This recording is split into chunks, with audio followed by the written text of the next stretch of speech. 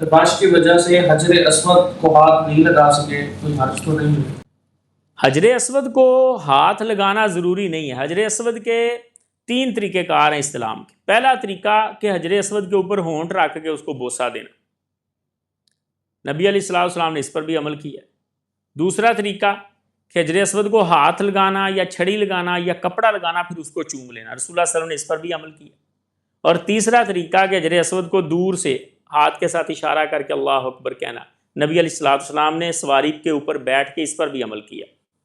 یہ صرف اور صرف تب رسول اللہ صلی اللہ علیہ وسلم کے لیے اتنا رش نہیں تھا، اور نبی علیہ السلام رش ہوتا بھی تو حضور کو جگہ فوراً دے دیتے صاحب، لیکن نبی علیہ السلام نے یہ عمل کیا ہمیں بتانے کے لیے کہ ہم کسی حرج میں نہ پڑیں۔ کوئی ایسی پریشانی والی بات نہیں ہے، اگر دور سے استلام کر لیا ہے اور بوسہ نہیں دے سکے یا ہاتھ نہیں لگا سکے تو اس میں کوئی حرج نہیں۔ جی